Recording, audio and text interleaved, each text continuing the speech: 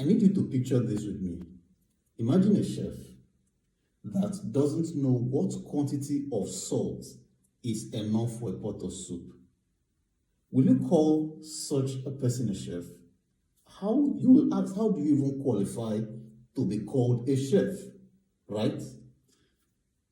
There is a signal provider I know on Telegram that cannot calculate PIP. And I wonder each time I see his trading results, because he cannot calculate PIP, he will end up exaggerating his results. And sometimes I think he does it on purpose, because he will never undervalue his result. Instead, he will always overvalue his result. So, but what I will get out of it is that he cannot calculate pips. So when I see those actions of his, when I see his trading results and because at the time I was subscribed to his signal service, when I saw his trading results and I compared with what I did or what I took, I noticed that it doesn't add up. So I asked myself, how did this person qualify to be called a signal provider? How did he start requesting for money from people when he cannot do basic thing as calculating pips? So in this video, I'm going to be teaching you how to calculate pips, which will make you better than that signal provider who cannot calculate pips. So let's get into the video. And the things we're going to be discussing in this video are fully, it's explained in details in this book, Trading Without Tears. So if you want to get a copy, click on the link under this video or send me a DM through any of my social media handles, of which you will also find in the description of this video. So let's get to how to calculate pips. First of all, what is pips? Pips is the smallest unit in the movement of an asset. The smallest unit in the movement of an asset. So let's use AUDUSD as an illustration. So let's say AUD is currently 0.6123. And when you look at it, you see that it always have the fifth digit, of which sometimes it's superimposed or like a subscript. Let's call that 5. So pips, first of all, pips is calculated to the fourth decimal, 1, 2, 3, 4. So the movement of this 3 to 4, we can say that AUDUSD has made 1 pip. So in regular pairs, let's start from there. In regular pairs, pips is calculated to the fourth decimal place, 1, 2, 3, 4. While the number on the fifth decimal is called pipettes. The number on the fifth decimal is called pipette. I hope you're following me. So let's say we buy AUDUSD at, we entered, entry is 0.6123, my marker, and exit is at 0.6150. And I ask you, how many pips have we made? What you do is subtract the entry from the exit, because let's assume that we bought here. So subtract the entry from the exit, which is 6123. Borrow 1 here. So it means that we made 27 pips here. 27 pips profit.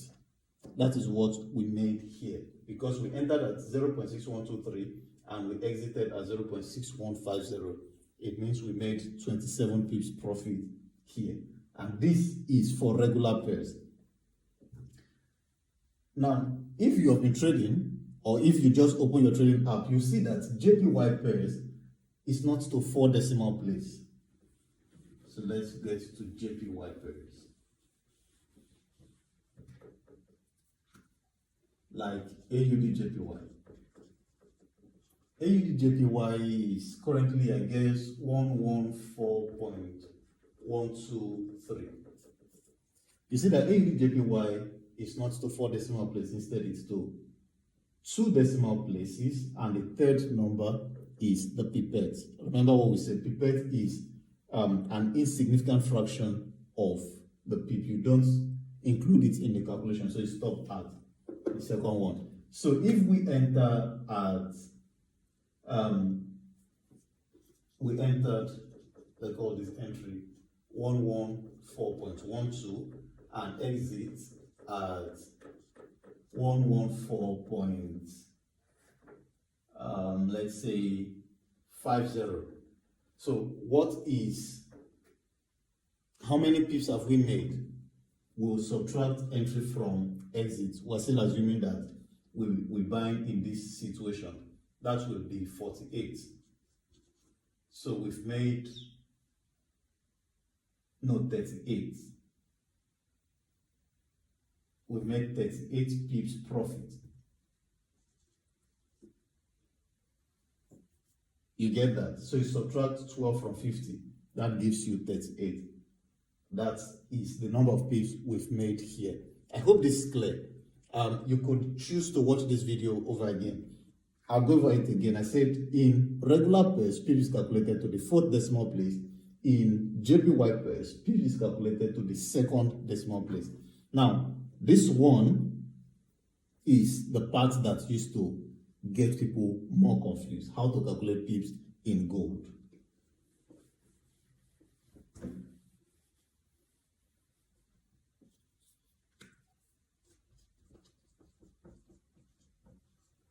In gold, you'll see that gold, there is a reason why people dread trading gold. And I think you should be scared of gold, especially as a new trader. I strongly advise that you avoid gold.